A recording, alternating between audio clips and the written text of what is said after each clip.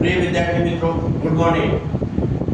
देखिए, आज मैं कक्षा 9 के गणित से प्रश्नावली नंबर 1.1 आपको समझाने जा रहा हूँ। आप लोग विशेष ध्यान दें, एकदम सरल इससे समझाऊंगा, आप लोग विशेष ध्यान देंगे। इसके लिए सम नंबर 1 में पहला सम जो है, इसमें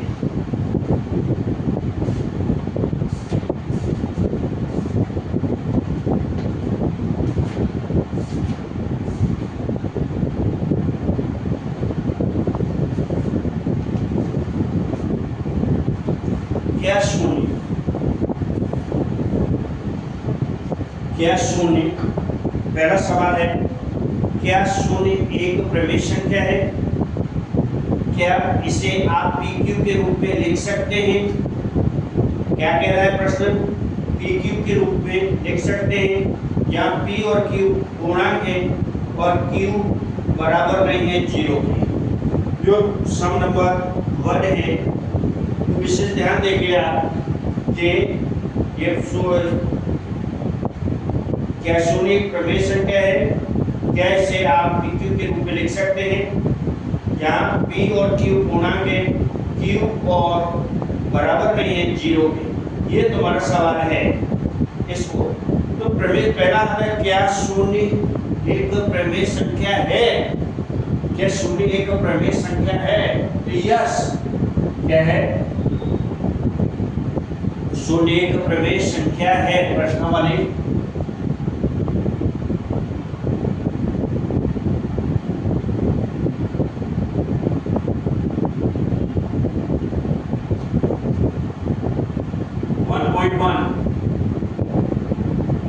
1.1 से आपका ये सवाल है, क्या शून्य प्रमेय संख्या है?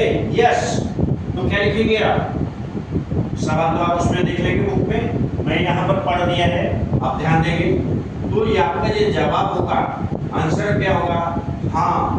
क्या होगा? हाँ। क्या है? हाँ, शून्य एक प्रमेय संख्या है। क्या बोलेंगे? शून्य एक प्रमेय संख्या है। कैसी संख्या है? प्रमेय संख्या है।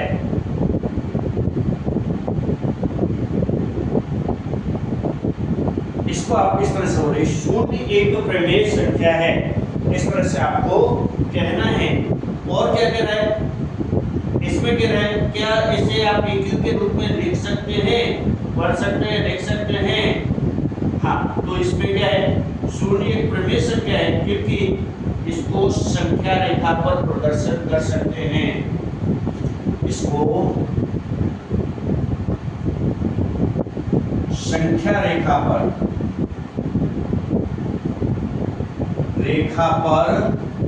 प्रदर्शित कर सकते हैं।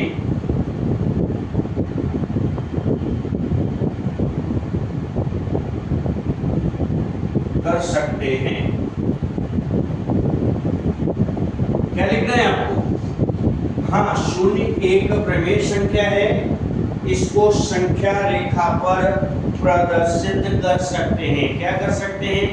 प्रदर्शित कर सकते हैं। और क्या PQ के रूप में लिख सकते हैं, और इसको PQ के रूप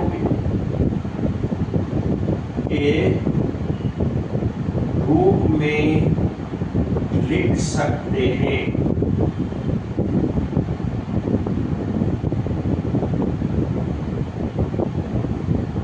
जो प्रश्न में पूछा वही आपको यहाँ पर जवाब देना है। तो क्या? हाँ, शून्य एक प्रमेय संख्या है, इसको संख्या रेखा पर प्रदर्शित कर सकते हैं, और इसको PQ के रूप में लिख सकते हैं। क्या कर सकते हैं? PQ के रूप में लिख सकते हैं। और 0 को PQ के रूप में व्यक्त करने पर क्या है? और शून्य, इसको क्या बोलते हैं? शून्य बोलते हैं। क्या बोलते हैं? चलो मैं शून्य लिख देता हूँ। शून्य यानी 0 को P के रूप में व्यक्त कर लें। किसके रूप में व्यक्त करते हैं?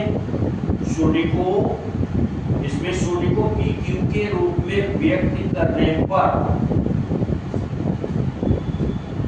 पी क्यू के रूप में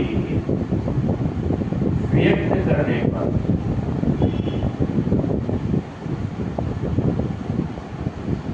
क्या लिखेंगे? 0 शून्य अपॉन 1, शून्य अपॉन 1 लिख सकते हैं। क्या लिखते हैं बेटा? शून्य ऊपर लिखेंगे, उसके नीचे क्यू लिखेंगे, ठीक है। शून्य अपॉन 1 प्राप्त होगा, यह लिखते हैं। तो इस प्रकार से p बराबर 0 क्या व्यक्त करने पर 0 ये प्राप्त होता है।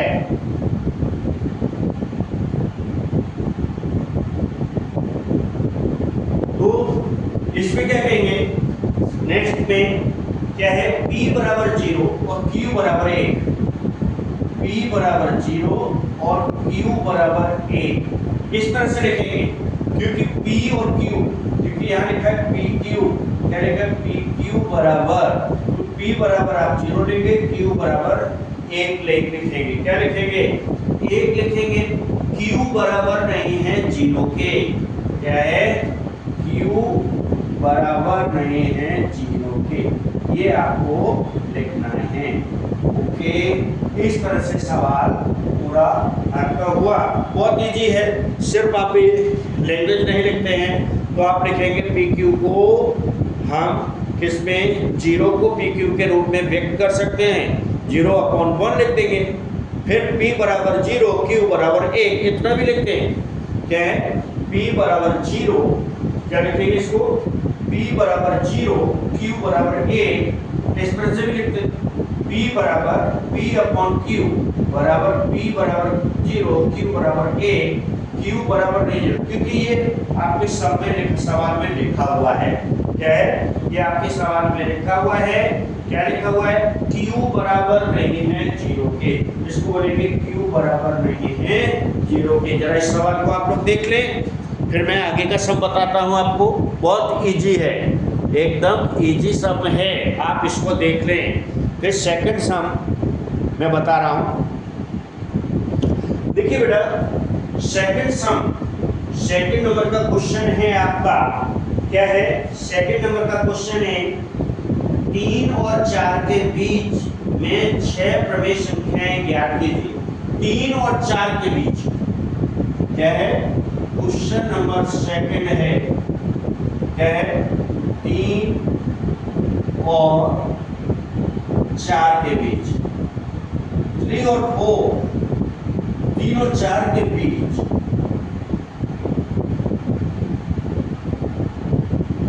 प्रमेय संख्या, कितनी प्रमेय संख्या पूछ रहा है बेटा?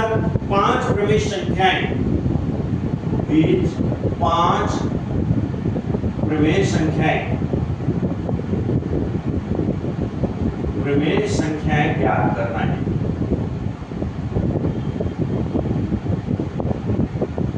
ज्ञात करना है। क्या कर रहे हैं? ज्ञात करना है आपको।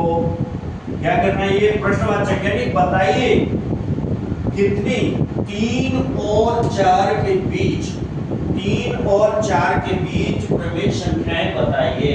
तो इसमें कैसे हम ज्ञात कैसे करेंगे? 3 और 4 के बीच, 3 और 4 के बीच प्रमेय संख्याएं पूछ रहा है, यानी 5, ठीक है। 3 और 4 के बीच में कितनी संख्याएं बेटा? 5 संख्याएं पूछ रहा है। कितने पूछ रहा है? सॉरी 6 है, 6 संख्याएं, 6 संख्याएं हैं, 6 संख्याएं पूछ रहा था, सॉरी। तो 6 संख्याएं, इसके लिए कैसे करेंगे कि अपनी कितनी प्रमेय संख्या कितनी? 6 है। तो अब सॉल्व कर रहा हूं मैं यहाँ पर। 6 + 1 ऐसे कर दो, 1 जोड़ दो, इसमें 7 हो जाएगा। कितना हो जाएगा? 7 हो जाएगा बेटा। अब 7 ये हुआ। अब क्या करेंगे? यहाँ लिख लो, देखो जैसे 3/1 लिख लो और देखो 4/1 ऐसे कर लो। बहुत इजी है। इसमें क्या करेंगे? गुणा, ऊपर नीचे 7 का कर दो, 7 का। इसमें भी गुणा, ऊपर नीचे 7 का कर दो। क्या करेंगे? दोनों संख्या हमने लिख दी, एक संख्या यहाँ लिखी, एक संख्या यहाँ लिखी, 3 यहाँ लिखा, 4 यहाँ लिखा, 3/1 4/1 जोड़ी है। अब 7 का गुणा करो कितना हो जाएगा, 7 में 3 में 7 दिया 21 और 7 एकम 7, 7 एकम 7। यहाँ क्या है बेटा, 4 सत्ते 28, ठीक है, 7 एकम 7, यह 21/28 आएगा। कितना आ गया बेटा, 21/28। अब हम बोर्ड पर कैसे बता सकते हैं, 6 प्रमेय संख्या पूछ रहा है, कितना पूछ रहा है, 6 प्रमेय संख्या पूछ रहा है।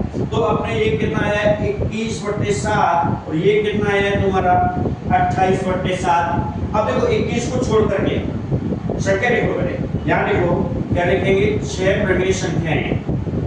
6 प्रमेय संख्याएं किस प्रकार है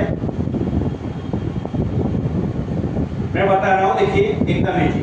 क्या लिखेंगे, 21 छोड़ दो, 22 से लिखो, 22 23 24 25 26 27 बटे में क्या करें, 7, नीचे 7 है, नीचे लिखो 7 7 7, नीचे लिखो 7, नीचे लिखो 7, नीचे लिखो 7। देखो कितने हुए, 1 2 3 4 5 6 है ना बेटा, सरल, एकदम इजी, बिल्कुल सरल ढंग से मैंने बताया है। ये क्या बताया मैंने आपको, बताया है 6 प्रमेय संख्या। मैंने क्या किया, 3 और 4 के बीच 6 प्रमेय संख्याएं ज्ञात करना है, तो 6 + 1 किया 7।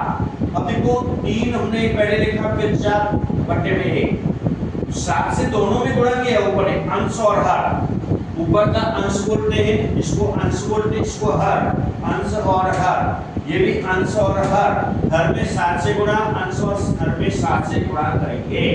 क्या कर देंगे, हर में और अंश में, अंश और हर में गुणा कर देते हैं।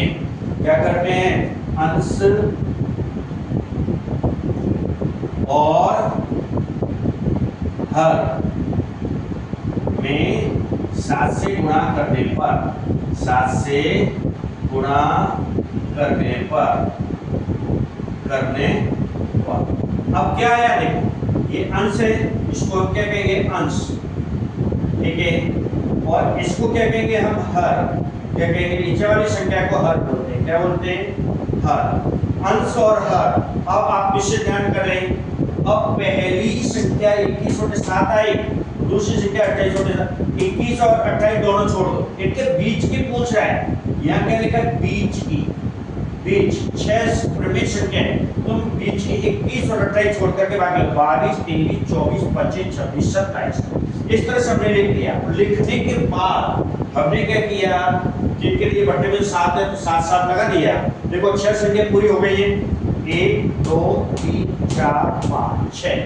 इस तरह से ये 6 प्रमेय संख्याएं आपकी आ गई। समझ में आ गया बेटा? चलो के लिख लो, देख लो, अच्छे तरह से देखो, लिख लीजिए आप, फटाफट लिख लो। ओके,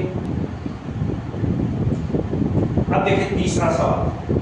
तीसरा सवाल जो आपका थर्ड है, क्वेश्चन नंबर 3, वो इस प्रकार से है कि 3/5 और 4/5, 3/5 और 4/5 कितना पूछ रहा है, 3/4 और 5/4/5 के बीच 5 संख्या प्रमेय संख्या पूछ रहा है। 3/4, 3/5 और 4/5 मैं लिख रहा हूं। क्वेश्चन है, क्वेश्चन नंबर थर्ड है इस प्रकार से कि 3/5 और 4/5 के बीच की 5 प्रमेय संख्याएं।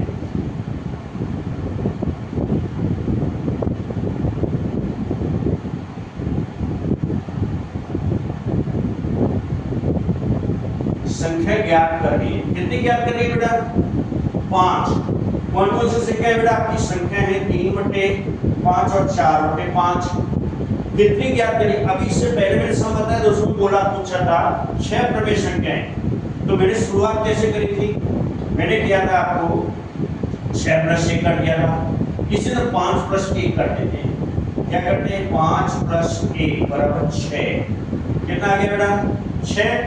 अब ये संख्या हम लिख लेते हैं यहाँ पर, क्या है, यहाँ पर हम लिखते हैं 3/5 और उसके नीचे लिखते हैं 4/5, दोनों अलग अलग लिख लेते हैं, ठीक है।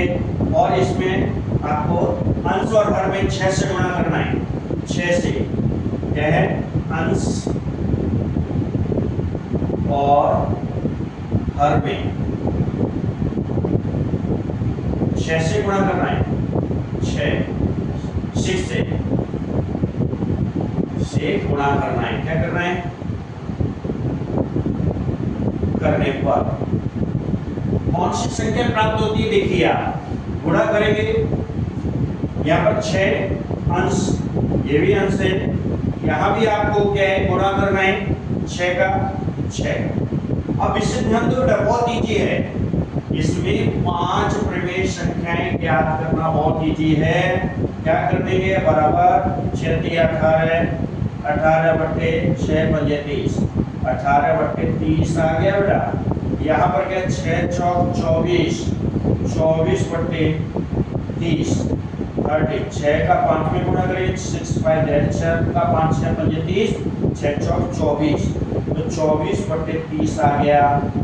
24 अपने प्रमेय संख्या कितनी निकाली है बेटा, यहाँ कितनी बोली, 5 प्रमेय संख्या बोली, कितनी बोली है, 5 प्रमेय संख्याएं ज्ञात करनी है, आराम से, इजी से। तो 18 पहले फर्स्ट आई है 18 और लास्ट जो है 24, तो 5 यहाँ लिखेंगे 5 प्रमेय संख्याएं,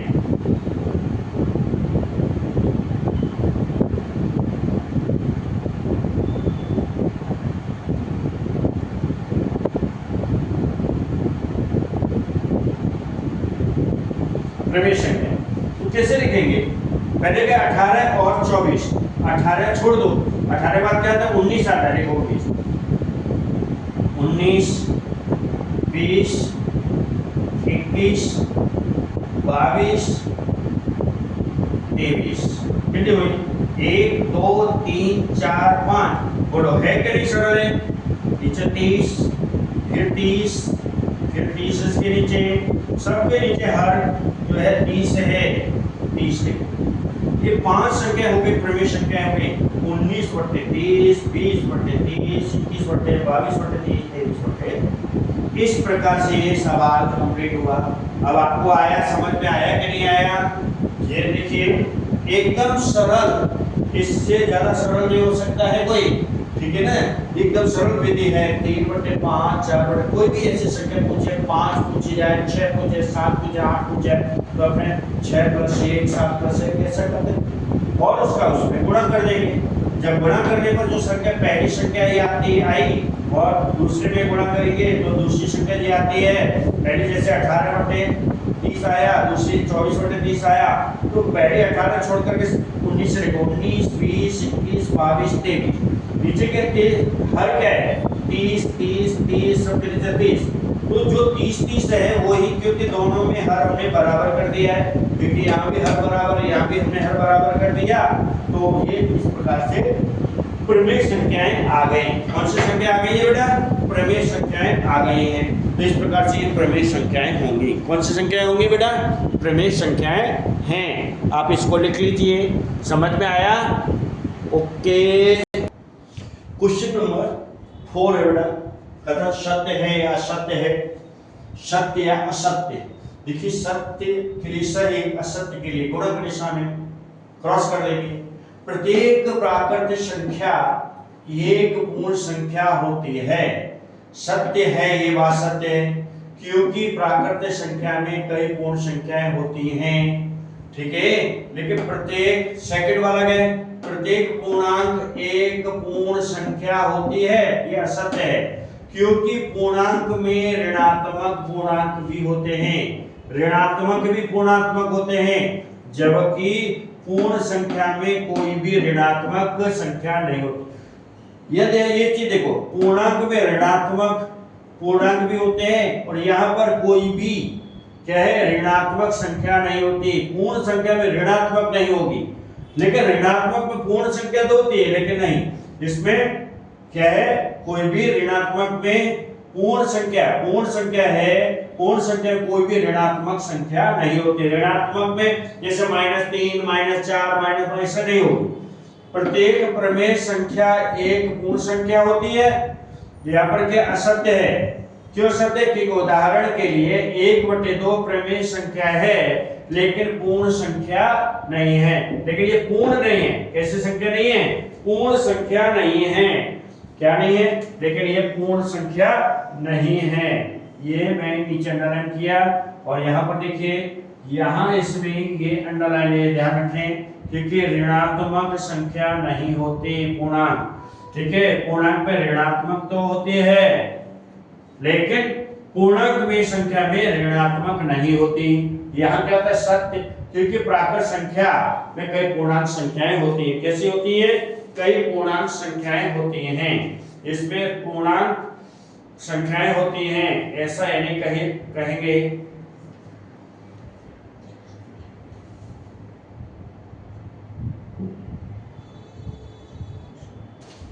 यहां सभी लिखो, कई की जगह सभी मैंने कई लिख दिया है, सभी संख्याएं, ठीक है। यहां पर सभी लिखो, सभी पूर्णांक संख्याएं होती है, सभी विशेष ध्यान रखेंगे, सभी ये पूर्ण संख्याएं क्या है,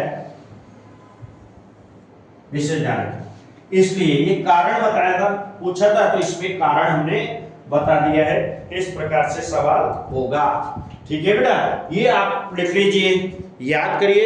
और इसमें देखिए सबसे ज्यादा महत्वपूर्ण, ये तो तुम्हारे क्या है, सेक्शन ए में पूछा जा सकता है, सेक्शन ए में, ये विभाग ए में प्रश्न आ सकता है, विभाग ए, जो विभाग एक है गणित में, उसमें पूछा जा सकता है।